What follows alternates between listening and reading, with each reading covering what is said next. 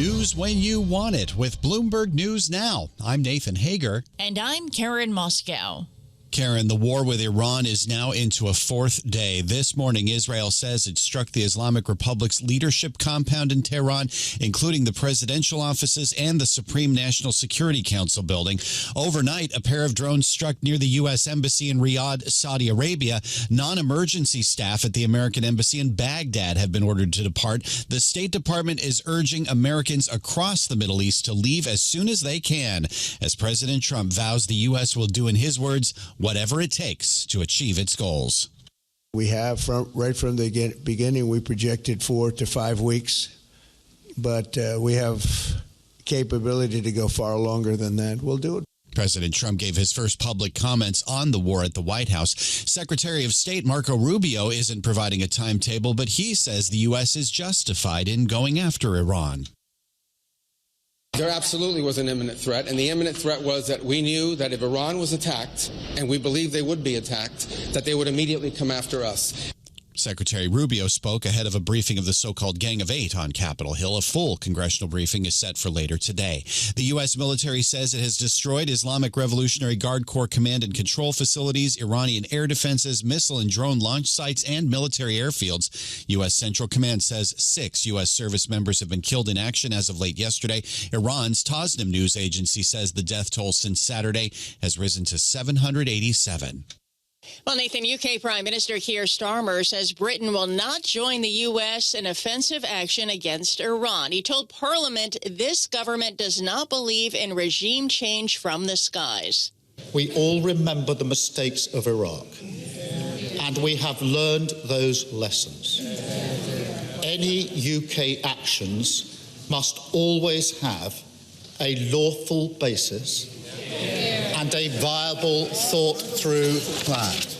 UK Prime Minister Keir Starmer has allowed UK military bases to be involved in limited strikes to take out Iranian missile launchers. President Trump says he's, quote, very sad that ties with the UK have become stretched. He ramped up his criticism of Starmer in an interview with the Sun tabloid. Karen, a planned summit between President Trump and Chinese President Xi Jinping is pushing ahead despite U.S. strikes against Iran. Bloomberg News has learned U.S. and Chinese trade negotiators are slated to meet in the middle of this month. It would mark the first sit-down between high-level U.S. and Chinese officials since the Supreme Court dealt a blow to President Trump's global tariff strategy. Nathan, China is calling on all sides of the Iran war to ensure the safe passage of ships through the Strait of Hormuz. It's the most direct call to date from the Islamic Republic's top economic partner for continued trade through the waterway. Begin more with Bloomberg's Will Kennedy. So it's not just vital to the West, it's not just vital to the United States. The Strait of Hormuz is very vital to the whole global economy and especially the Asian economy. So China, which is historically close to Tehran, will almost certainly be putting that pressure on, and it may make Iran think about exactly what it wants to do in regards to the Strait of Hormuz. Notably, in some of their communications about this, they've put the emphasis on U.S. ships transiting the Strait of Hormuz, and they have at times made clear that the straits aren't in fact closed. But the bigger issue is that ships are unwilling to transit the strait at the moment because they think it is just too dangerous. And that's Bloomberg's Will Kennedy, and we are continuing to see big moves in the energy markets. Right now, NYMEX crude oil is up 5.8% at $75.35 a barrel, while Brent is at $82.18, and European natural gas prices surged as much as 34% this morning. And Karen, some big names in finance and investing are giving market context to the war in Iran. J.P. Morgan Chase CEO Jamie Dimon says there's more inflation risk than people think. In an interview with Bloomberg's Lisa Abramowitz, Dimon said the wild card is the crisis in the Middle East.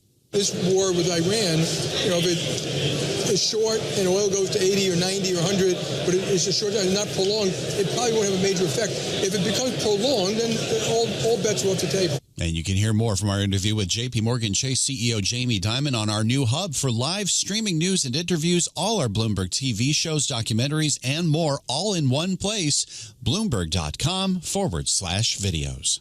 Nathan, Oaktree Capital Management co-founder Howard Marks says investors need to avoid letting their emotions run high when making decisions on exposure due to the Middle East conflict. He told the Australian Financial Review Business Summit that the main thing to keep in mind is how much we don't know about the conflict's duration, size, and outcome.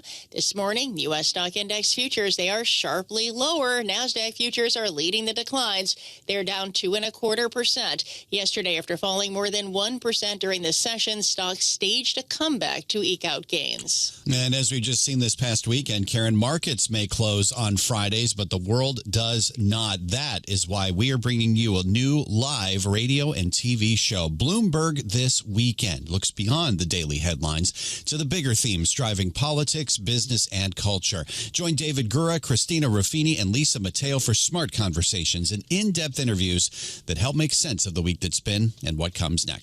Get Bloomberg This Weekend live Saturdays and Sundays from 7 a.m. Eastern on Bloomberg Radio, Bloomberg Television, and the Bloomberg Business app. And that's news when you want it with Bloomberg News Now. I'm Karen Moskow. I'm Nathan Hager, and this is Bloomberg.